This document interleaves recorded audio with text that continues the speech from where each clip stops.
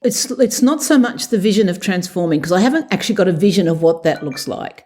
But this involvement of people in democracy, absolutely, I believe in it. And I'm seeing it everywhere. Huge numbers of people putting their hand up and saying, I want to be involved. What that produces for the country, I actually don't know. All I know, it's for the better. In the landscape of Australian politics, something remarkable is brewing from the ground up. The community independence movement has evolved from a rural experiment to a nationwide phenomenon, reinvigorating democracy in my home country. At its heart, this movement isn't about profile candidates, big funding or big media, but communities deciding they deserve better representation and doing something about it. The results have been striking. 7 new community independents were elected in 2022, comprising a crossbench of 16 in total, with 3 new Greens elected then too. Incumbent independents increased their margins. Other so-called safe seats around the country became a contest too, as the major party vote continued to decline to around 33%, now level with minor parties and independents. And leading into the upcoming election on the 3rd of May, there are now 37 community independent candidates running. See the links in the show notes for a great interactive map of all this. These campaigns are engaging people of all persuasions in a way not seen for generations, if ever. Just before the last election, I spoke with Cathy McGowan, who was Australia's first female independent MP back in 2013. She wrote a book in 2020 about her experience, and it rapidly catalysed a movement. Back then, she talked of the potential to transform politics in this country by 2030.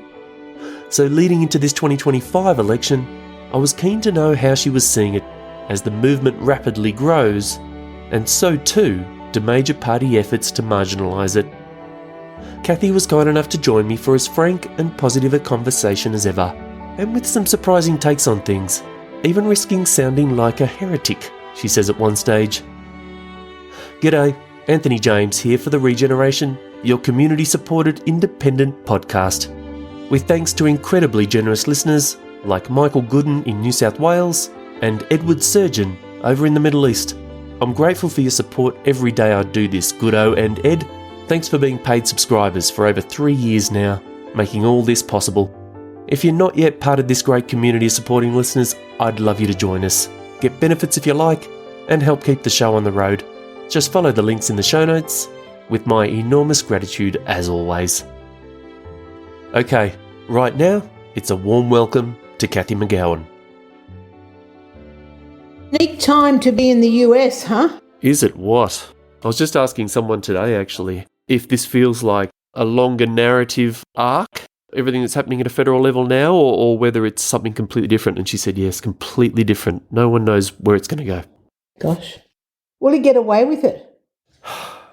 It's a really good question. And this is something that's been enthralling as we've gone across the country, that listening to people, including Trump voters, for, a year now, pre and post-election, that's what's really interesting me. There's so many people who, A, would have preferred better options, period, and B, are saying, hey, this isn't what we voted for. But then there are others saying, no one else was serving us. Maybe this will. So it's not like all of them are rabid, gun-toting media juggernaut backers of the guy. The people on the ground are just looking for some representation. It sounds familiar, doesn't it?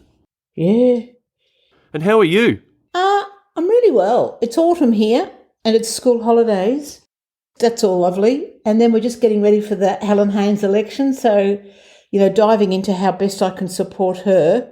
Yeah. And everybody else. So that's all good fun. Yeah. We'll get to that. Yeah. Yeah. You know where I'd love to start this, Cathy? It's actually with where we left off, which, funnily enough, was actually just before the 2022 election. Was it really? And we've had emails since, but we spoke just before that election. Yeah. Okay, good. If you can think back to then, I'm wondering, can you remember if you were surprised by how many new community independents were elected then? I thought we might get 3 community new people up. And I knew there were a lot more than, I think there were 22 running. So, yeah, it was an absolute delight to get Helen Haynes back, Rebecca Sharkey back, Wilkie back, but that was good. And plus we got the 6 new ones on that crossbench. And then another surprise was Di Lee coming in from Fowler. So she was an independent in her own right. So her getting up was also like, oh, that's interesting. So even though she wasn't part of that community independence movement, she did run a community-type campaign and won against Labor and the Liberals. So that was quite exciting. Yeah, I agree. Yeah. That was often left off the map with these community independent discussions, but I felt the same way. I'm so happy that you are noting that too. Mm. And then what was so interesting too for us in Curtin, being one of those seats that was, you'd have to say, unexpected. I mean, it was a 4-month standing start in another, safe seat, and that got up too. What really stood out to me in that sense was how many women were ushered into Parliament this way. They were all women, these new community independents that were elected. But that wasn't an accident either, right? There's a whole bunch of community movement around that. Yeah. So it's not so much that there was a whole lot of women who got elected that surprises me, really. It's that the option of the parties are so biased in who they select. And it's a built-in, I don't know what the word is, but they have a type who they like, but all the parties do. And that means that many women who don't fit that type just can't play into that game. So there's a whole lot of really skilled, qualified, able people out there who just happen to be women who can't get into that game because of who they are and their life experience. So that's one thing. So there's a huge number. It's like, it's not so surprising. It's just if you're interested in politics and you can't get into that game, well, where are you going to go? But the other part of it is because it's community-based, that does play to a life experience that more reflects women than men. I think initially it did, but I know in this current election there's at least 4 men that I know are running, good community people. So I just think in the initial sense it was such a new way of working that there were so many really competent, qualified women as leaders who could step into that role. But I think as the community independent gets more maturity about it, many of the men who are experienced in community understand about community organising. It won't be so gendered. But I just think getting going, it was a natural place for lots of women leaders whose ambition perhaps had been frustrated in other areas, like Kate Chaney. I mean, really, she was just waiting for politics, wasn't she? And same with Allegra Spender. And the parties just weren't the right place for them. So it made obvious sense that they would come into this place. So I note the gender, but I don't think it's surprising. I just think there was, I can't quite find the words that describe this frustration with the system. So they had to go somewhere. And so the community place was a very logical place that played to their strengths. Yeah, I hear you. It's been interesting watching this, here too in the States, this gendered backlash, maybe I could call it. And I guess even generally though, to see that there are blokes stepping up in this way this time is, really pleasing. It feels like it was as it was seemingly the necessary thing to have women en masse a few years ago, and in the context of the way Parliament particularly was then too, that men would get their act together as well. Well, the really lovely one to watch is over I come from Victoria, so southwest Victoria, in the coastal seat of Wannon, and it's around the towns of Hamilton and Warrnambool and Port Fairy. Alex Dyson is running there. Yeah. That's his 3rd time. So it's not like he's new to the game. He just didn't get up. So I just think there's a whole sense of, okay, those 6 Teals who got in, they were women, but it wasn't that there wasn't men running. They just didn't get elected. Yeah. So it's a really, and Alex did really well. Like he went from a zilch base. So, he really increased his, following. But anyhow, Alex is running against Dan Tehan, so he's going to do really well. It'll be very close there. Another one that will be close is a guy called Ben Smith who's running in Flinders, which is south in the Mornington Peninsula, the southeast corner of Melbourne. So he's in that he's running in that electorate as a community independent. Now, it's currently held by a Liberal. Whether he's able to crack it on his first go, I'm not sure. But I was talking to him, and he had his campaign launch last week, and 400 people turned up to that. So that's not insignificant. And then there's another seat that I really watching closely. It's in the Northern Territory, the seat around Darwin. It's called Solomon. And there's a guy called Phil Scott running there. And again, that's a Labor seat. So it's going to be a real stretch for him to win, but I think he'll do really well. And often, the thing about this community independence movement is it's not a one-off. You've actually got to build your base, you've got to build your culture, you've got to build your community involvement. And then once you get elected, it doesn't stop. Like for the rest of your life, you're actually going to have to be doing the work.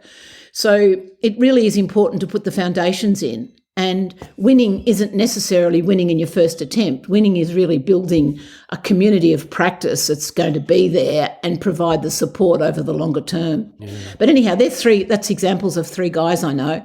There's another guy running in another Victorian seat of Jika. It's again a Labor Party seat. And I can't think of his name, Chris somebody. He's also running down there. So, those guys, some will do well, some won't. Some will do a really good job building their base.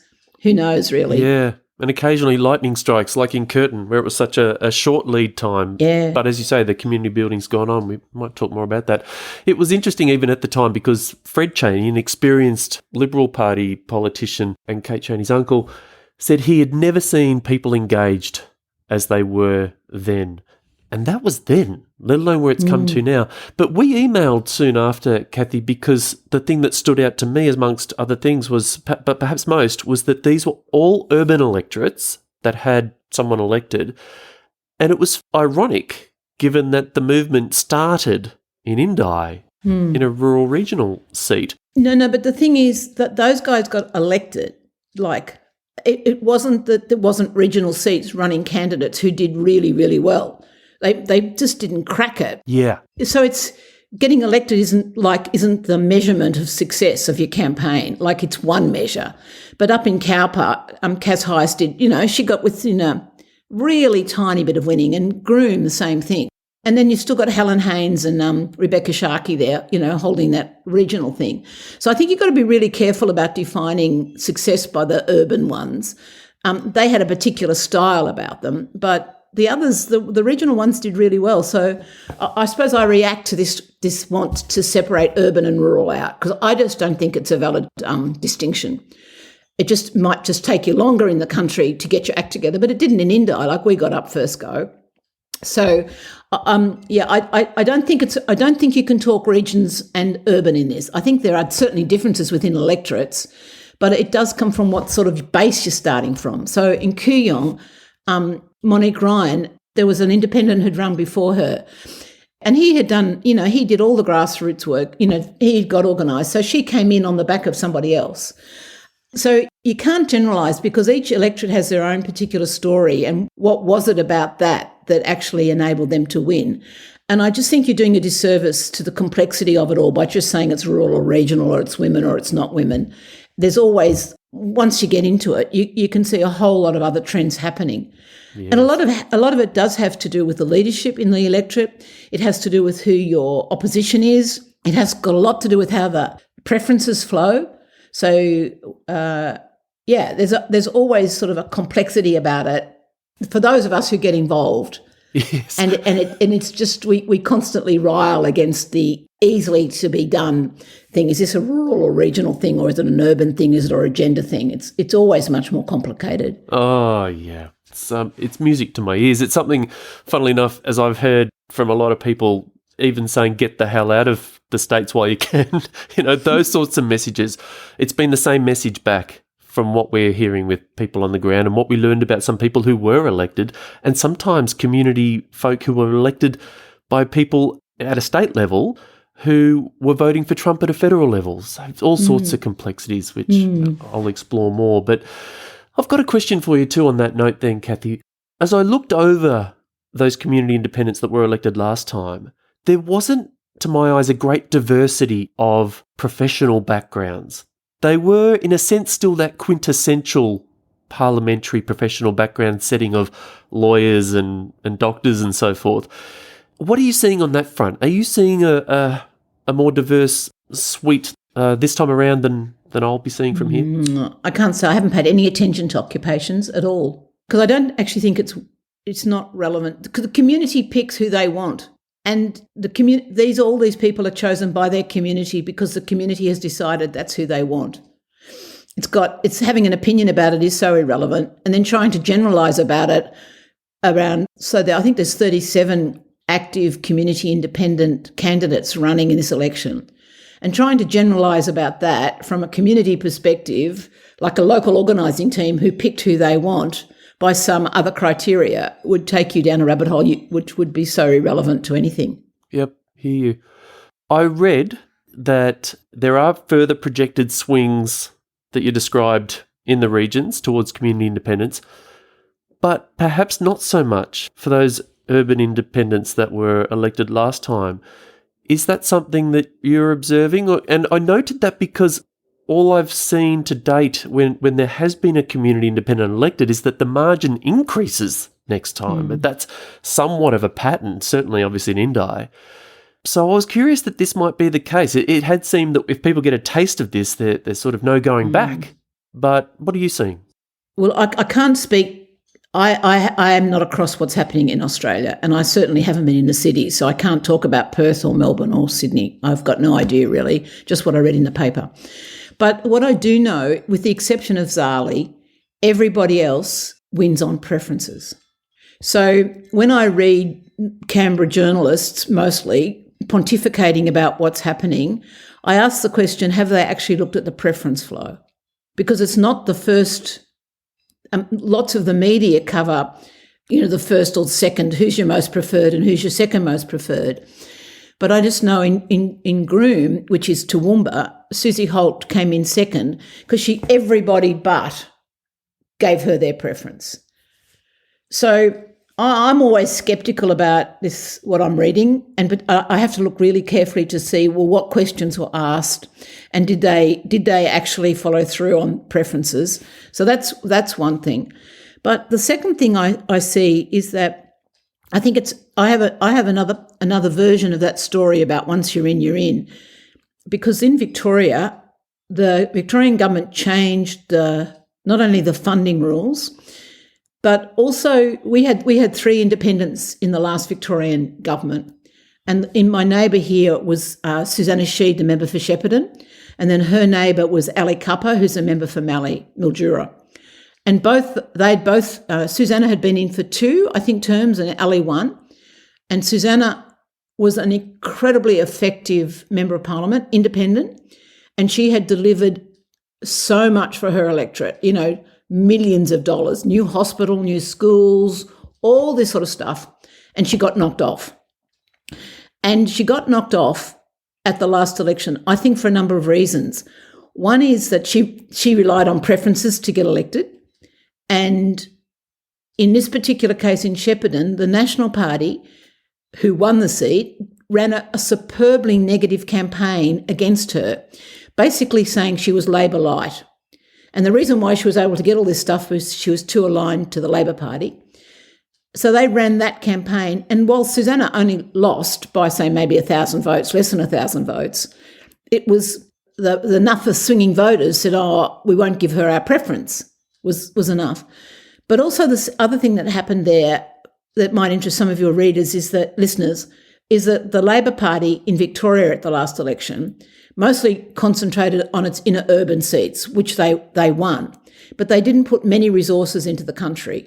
So Susanna didn't get the benefit of a strong Labor Party candidate campaign and the preference flow that would have come from that. So the Labor vote dropped off enormously, and Susanna wasn't able to get enough of those votes to get her in. So it's very easy to make those sort of generalisations that you make about once you're in, you're in. But it really does come down to your numbers. It really does come down to your campaign, and it definitely comes down to your opposition. Because if your opposition, in this case the Nats, were more cleverer than you were and more strategic in how they campaigned and run that really strong negative campaign, which they did effectively, well, it was enough to knock Susanna off. Yeah. And no, even though she was loved and probably the same number of people gave her the first preference, it didn't follow through. And the same with Ali Cupper. So I do think you have to be – those who understand elections understand it's all about numbers and it's got nothing to do with other stuff. And if you don't actually understand your numbers, it's really hard to win because you don't actually win an election on a good vibe. That helps create the environment. But if you don't actually go and, get your 51%, then it doesn't happen. That's really interesting, Cathy, because so much, of course, of the independence movement was built on an ethic of when they go low, you stay high, you go and meet people directly, and ideally, and certainly we saw in Curtin, you transcend that negative campaign. It worked in Indi, it worked in Curtin. So to think that's sort of the underpinning driving force of the movement. But if you look at what... No, I'm not saying that. I'm just saying that's very important because that's your competitive advantage. Yeah. Your competitive advantage is you're not like them.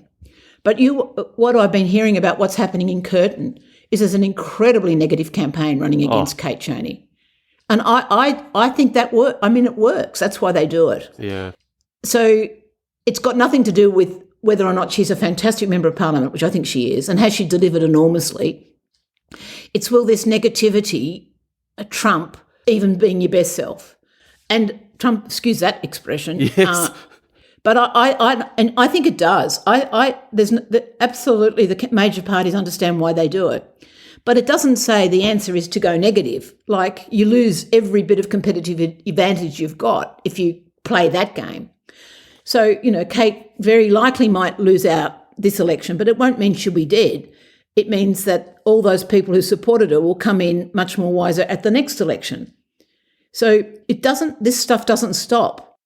So all those 25, 30,000 people who voted for Kate, it might not be enough. She'll probably get that same number giving her a first preference. Will she get the next preference? Maybe, maybe not.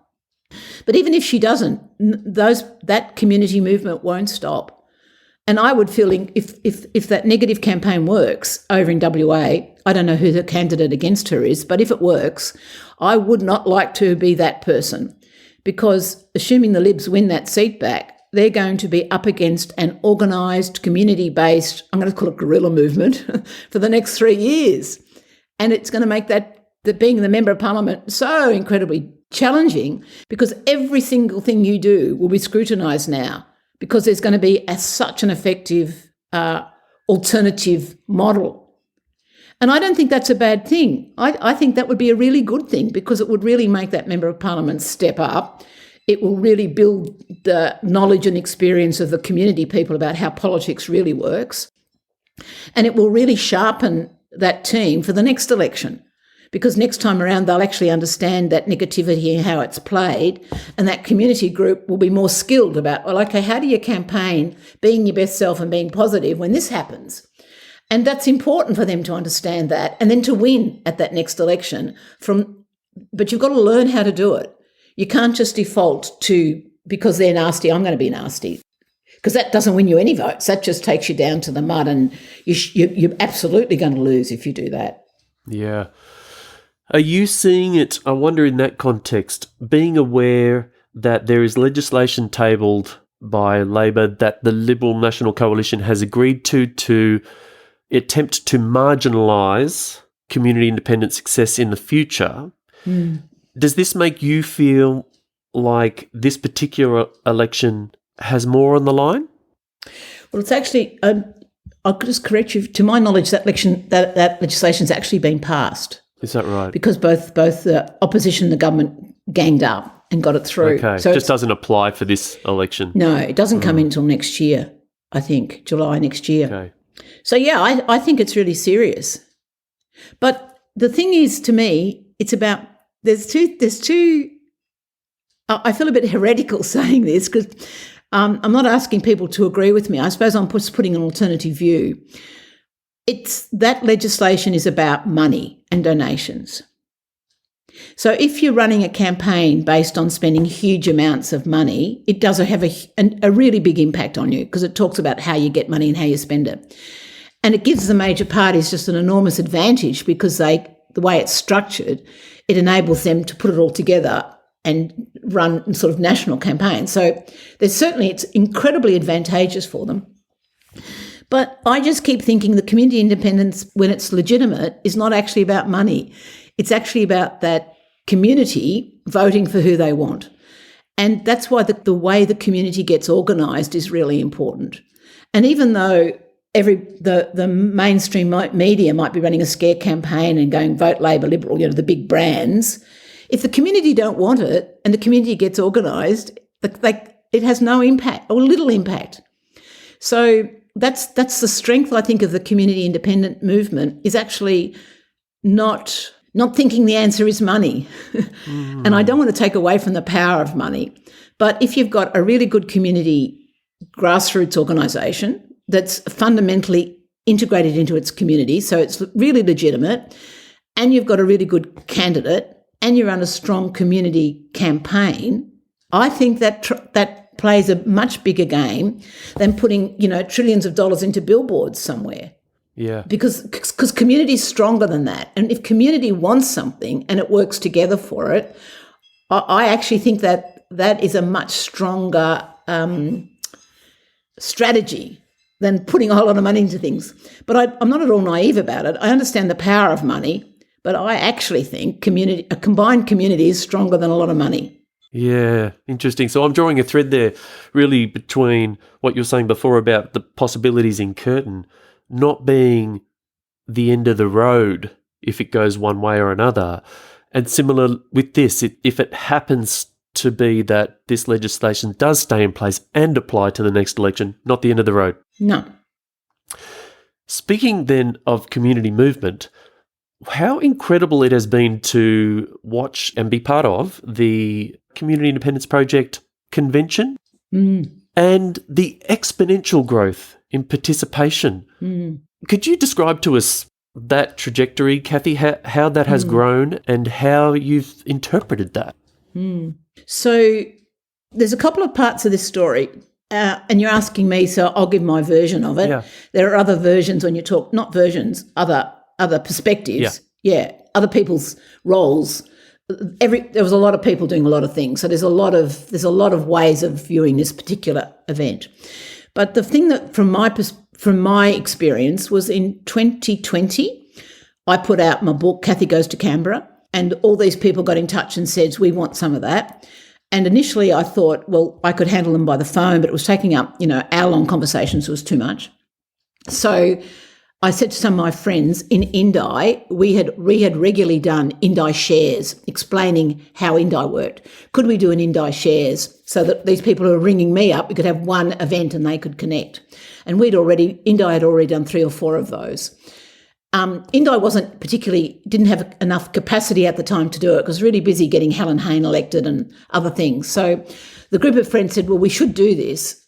And we agreed that we would take the Indi Shares model and make it open to more people. We got caught in COVID, so rather than bringing everybody together, which we had done previously, we did it online and we opened it up. So in February 2021, we had the first, what we called convention, Community Independence Convention, and there was something like 300 people at that from about 80 electorates. So that was just in response to word of mouth, and then. And then after that, we could see that there was interest. So me and some of our friends formed the Community Independence Project, which was an organisation, all voluntary, but it would provide a centre point where people who were rather than just being me, so there were 4 of us, people could go and connect. And so that project got underway, and then we had the 2022 election. So we had another convention after that to say, oh, my God, what's just happened? And then 23, we had another one. And in 24, we had the 4th one. So the 24th one was 1,000 people from over 100, I can't remember the number, 125 electorates. And it was people gearing up to this coming election. So there was a lot of interest in how do you get organised? How do you get a candidate going? And it was 12 months out. So there's a lot of good timing. So that's where the interest came from. Now, the Community Independence Project is a networking project. It brings people together. It runs a platform, a networking platform, and introduces people to each other. So if, for example, you're interested in running a campaign or whatever in Northern Territory, the Community Independence Project would link you up with other campaign managers or other leaders in other electorates who have already done it and say, you guys talk to each other.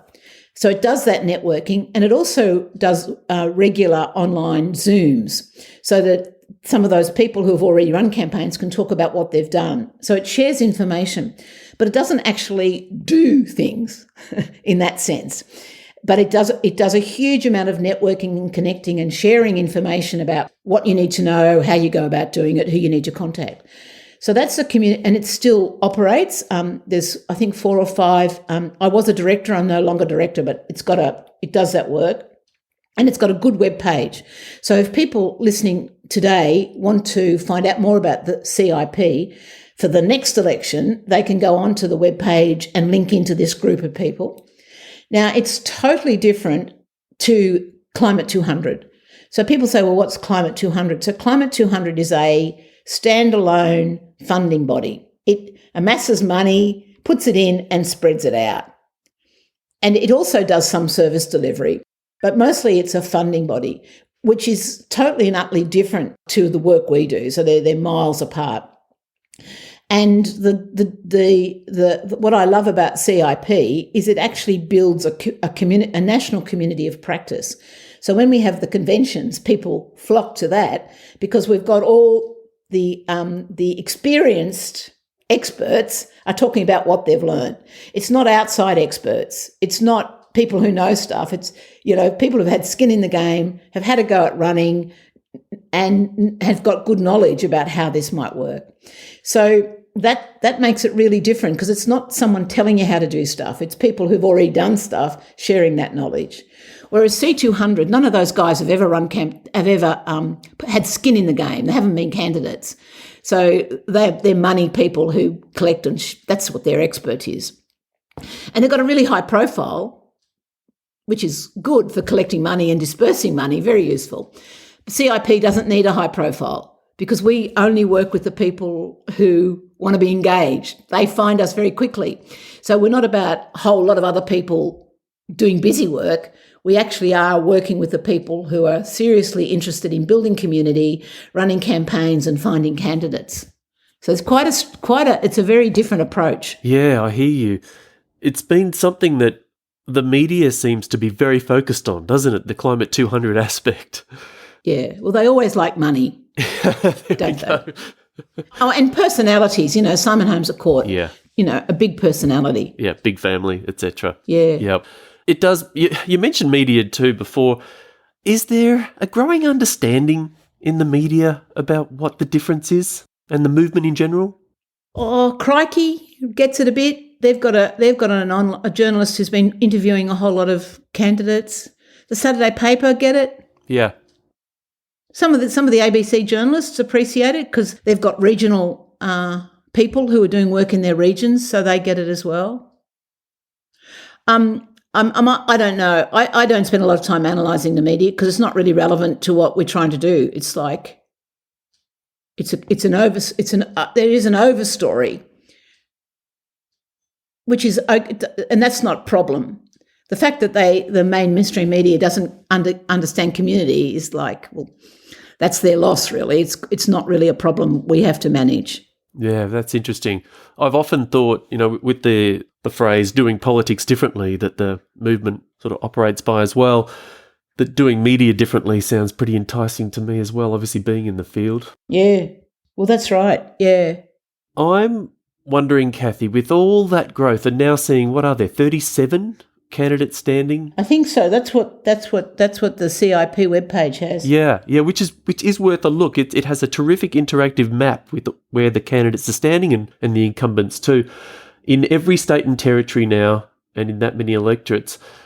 I wondered, Cathy, and conscious of what you spoke about in your book too, hey, like the presence of your family, your ancestors, your mum and dad, in why you ran and how you ran, why you stepped up. What have you heard amongst all these people who are standing that motivates them? So I could talk about the people who are standing as candidates, but that's not the magic. The magic is the communities who are organising and what drives them. And it's not got anything to do with it's got everything to do with people wanting a better choice. And I am absolutely sure about that. And it always starts with a small group of people who are dissatisfied with their current MP, and they think we deserve better. So 5 or 6 people get together, and then if that group of people decide that they're onto something, they actually do that, engaging with their community. Is there enough interest in this community for something better?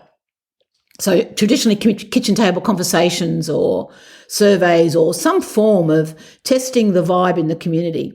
And if there's not, nothing happens. If communities are basically happy with their representation, that there's no movement. So it doesn't matter. And lots of people ring up and say, I'm going to be a candidate. I'm a great person. I could win the seat. And we say, well, that's good. Have you got a community group behind you? Oh, no, I don't need that. I know I'm really good. Okay, well, that's fine. You run.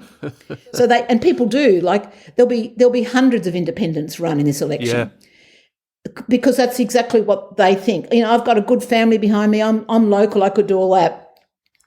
Great, run. It's got nothing to do with this other model of actually representing your community. So the art of the community independence is to actually represent your community.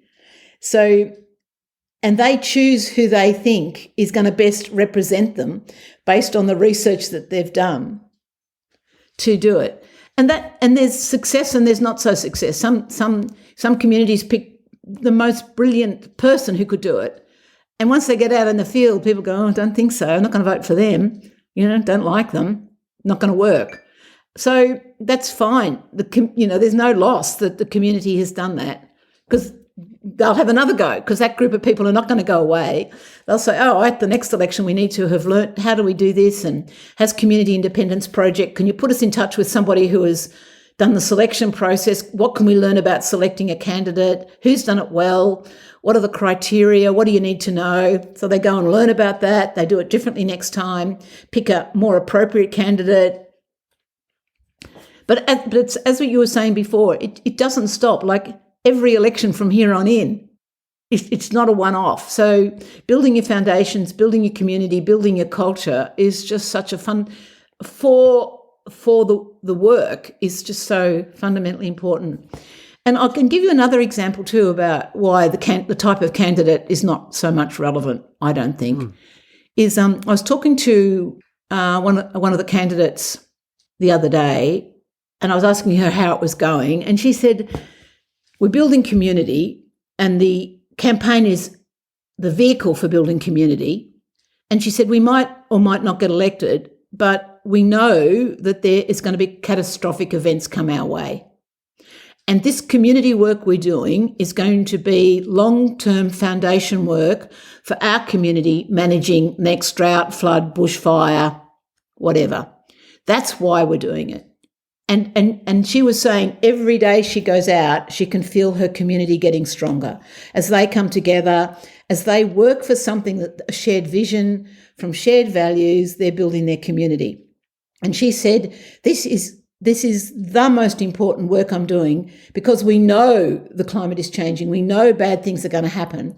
And to have this community, 20, 30,000 people in a community have engaged in this way, we will be in a much better place to do this work. So I think she encapsulated for me what I really think is the driving force. And in between that, you get a member of parliament who's going to represent you and help make your governance better, so that your community then will be better able to do what it needs to do. Yeah, beautiful. I wonder, Cathy, taking us a view over the last 3 years of federal parliament and seeing how all those new independents and the bigger crossbench that almost held the balance of power and certainly had its influence, what I don't know if excited is the word, but what excited you most? What impressed you most or enlivened you most? Oh, yeah, I can tell you. I love watching. I still listen to Question Time, and I love watching when the independents get there and they move their amendments in the third reading speech and get through. But I just want to tell you what most excites me is the other day. I'm one of the projects I'm working in outside of politics is about agriculture, regen, and it's about how do we get the workforce we need in agriculture. So I'm involved in this project. And there's an organisation set up called Jobs and Skills Australia. And the other day I was on a Teams with the CEO and the Commissioner.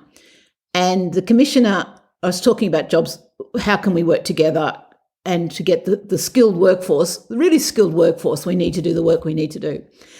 Anyhow, the Commissioner goes, Cathy, I know you're really interested in rural and regional Australia, and you'll be so pleased to hear that part of the legislation that set us up says that we have got to pay particular attention to jobs and skills and workforce in regional Australia, and we've got to report back to Parliament about rural and regional Australia, very specifically as part of our legislation.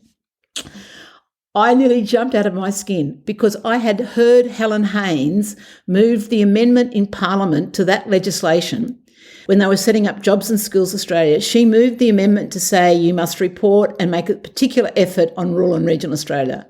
So here her legislation was coming back to me on a topic that was of great interest. And I know she's done that on housing. She's done it on health. So energy.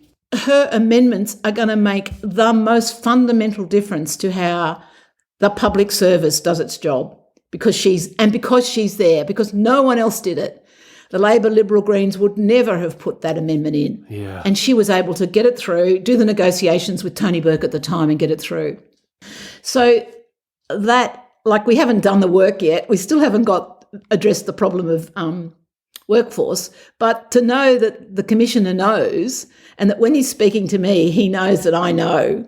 Oh, it's when the rubber hits the road about why you do this work.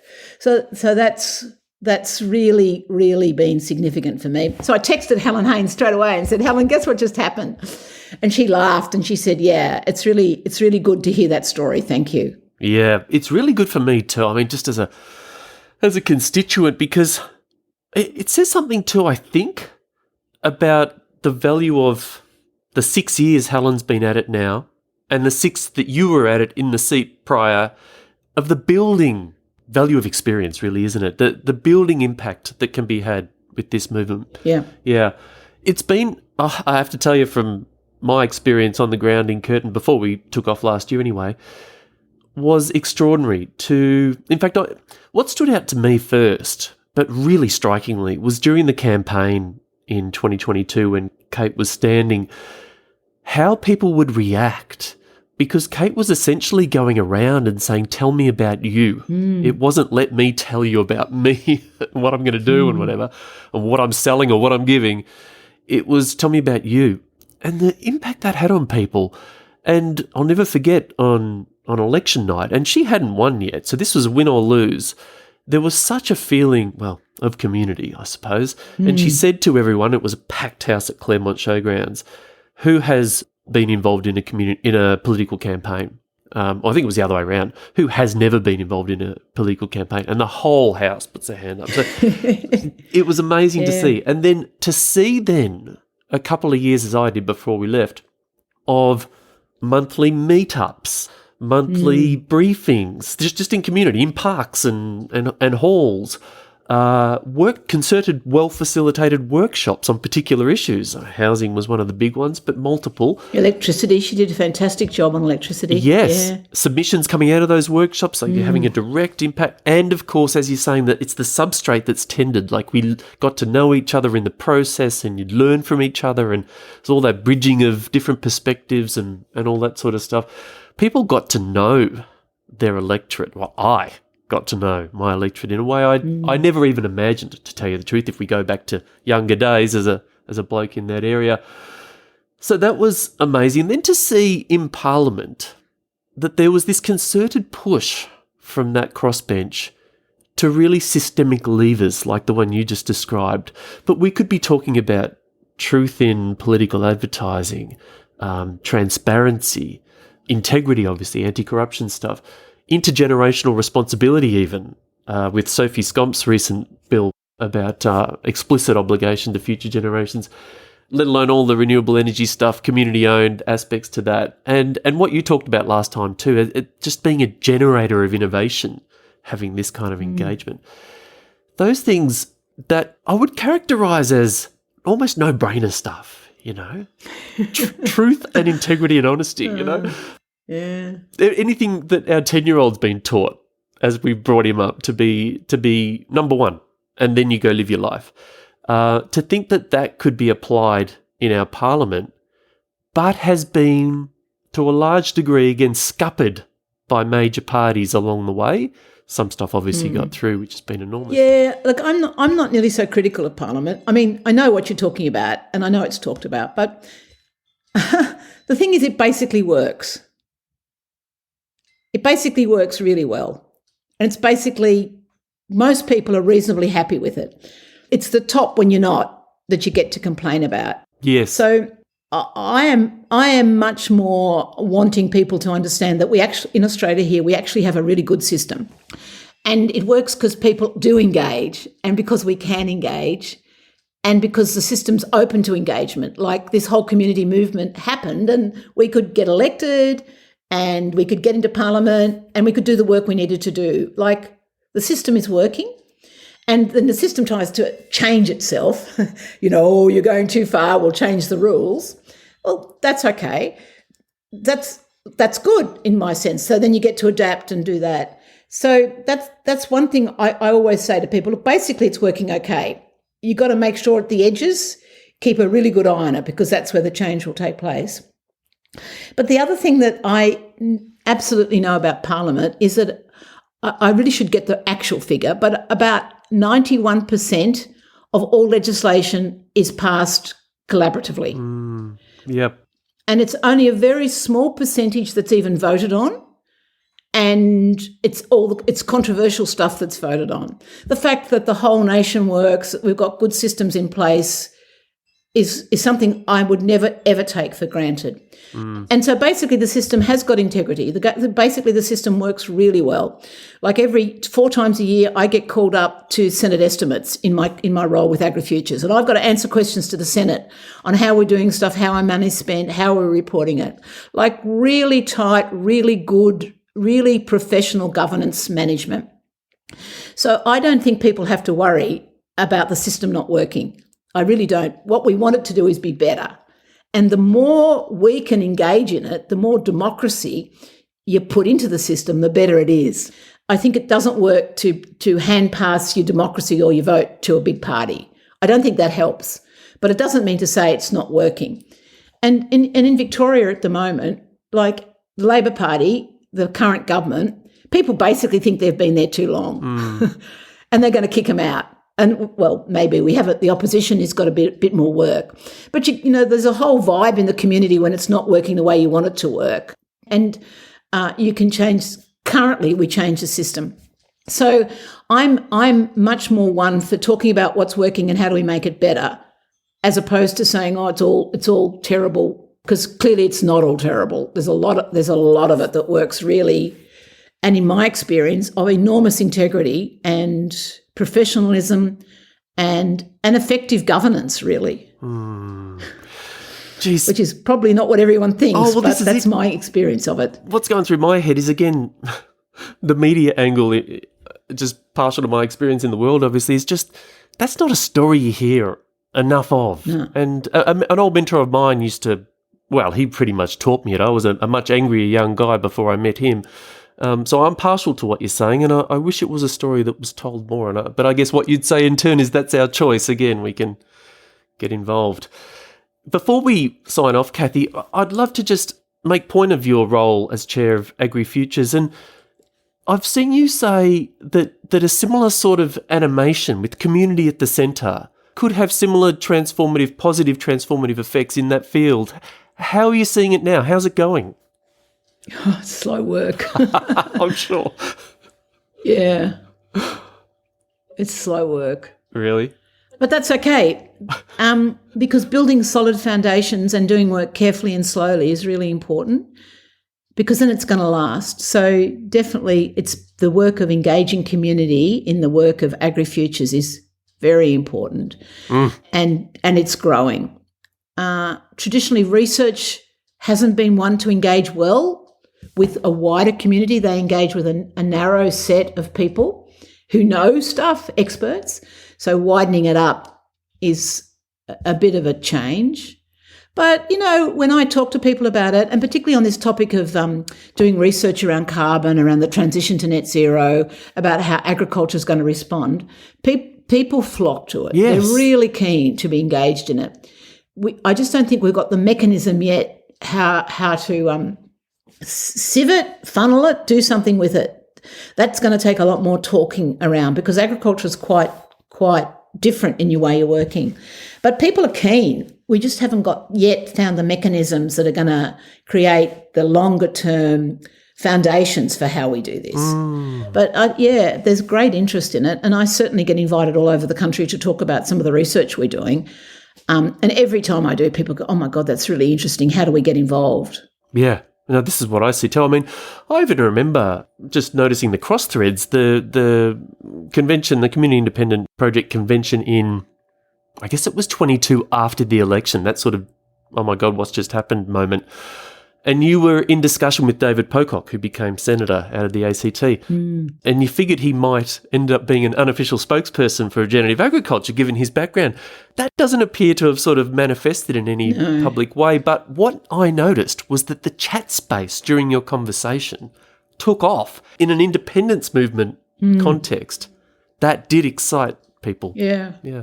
And I think we've got quite a bit more work to do there. So it's a maybe next time when we talk, we could talk about that. It's definitely a work in progress. Yeah, let's do that. All right. For now, Cathy, also back then, you said that within a decade we could transform Australian politics. So that was 2021. 2022 happened, and I thought, wow, that was probably a bit quicker, as it was, as you said today, a bit quicker than expected. Do you still believe in that vision? It's not so much the vision of transforming, because I haven't actually got a vision of what that looks like. But this involvement of people in democracy, absolutely, I believe in it. And I'm seeing it everywhere. Huge numbers of people putting their hand up and saying, I want to be involved. So what that produces for the country, I actually don't know. All I know, it's for the better. Yeah. And I know we will win some seats and lose some seats. And again, that's all good. And if Kate loses in Curtin, and I say I wouldn't want to be her opposition, quite frankly, it's like, whoa, my God, what the standard she will hold that person to will actually change. If the Liberals win, it would fundamentally change the way it works, which is not going to be a bad thing. So, I don't have a predetermined outcome. I do have a knowledge that this engagement in democracy, and the more people do it, and the more people do the community way, I just know it. That has to be better. So yeah. It's fair to say that it's expected to be a minority government next time. Yeah. And a bigger crossbench. It does make me wonder. I'll put something to you. Could a community independent be Prime Minister one day? No, I don't think so. Why is that?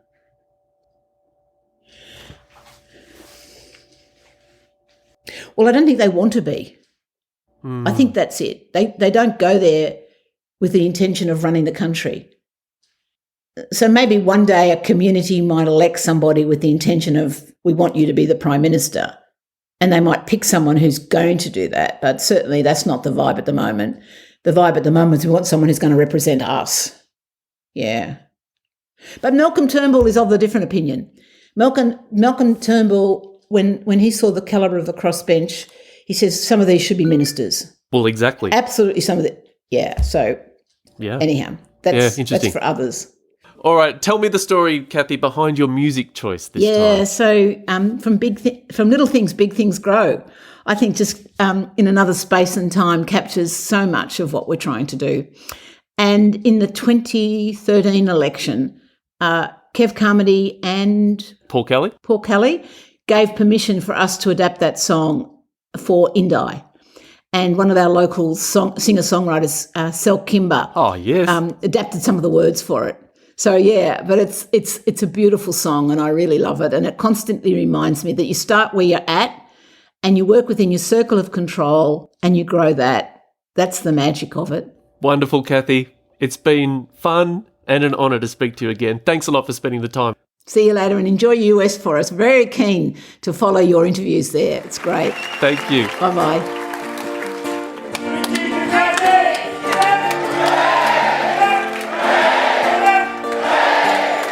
That was Cathy McGowan, dubbed the godmother of the Australian Community Independence Movement, though I'm not sure how much she'll appreciate me repeating that. May never speak with me again.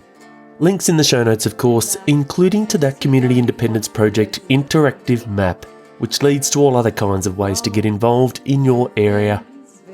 Thanks again to you generous supporting listeners for backing this effort to do media differently. And if you've been considering joining us, I'd love you to. Links in the show notes for that too. You're listening to Sel Kimber, singing for Cathy's campaign launch back in 2013. My name's Anthony James. Thanks for listening.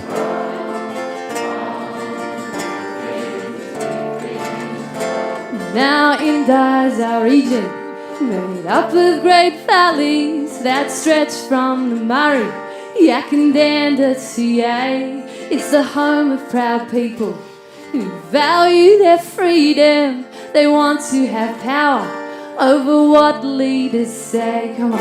From the little things, big things grow. From the little things, big things grow. Well, the new voice for Indi was created in springtime when 12 people gathered to express their concerns. Then kitchen table talking was held all over Indi, gathering opinions to listen and learn from.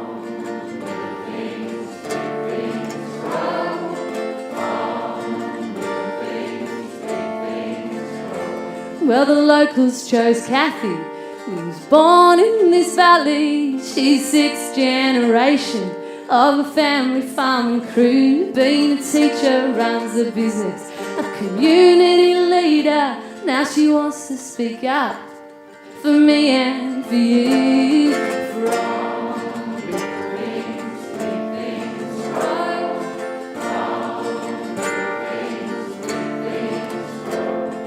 Vote for the voice for Indi. Vote for the voice that comes from the land.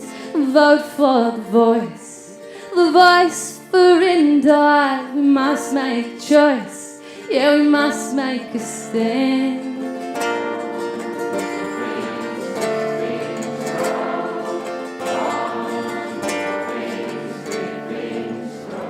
Young people are frustrated, they don't trust the system. They're tired of the fighting, guessing who's on whose side. We're facing huge problems when solutions are short term. Let's vote for respect, compassion this time. From little things, big things grow. From little things, big things grow. Well, they're not a poly party, the community of Indi. We're not just a one-off, we're in for long term. It's time for our MPs to engage with their people with honesty and trust. It can all be transformed. From little things, big things grow. From little things, big things grow. Now your turn.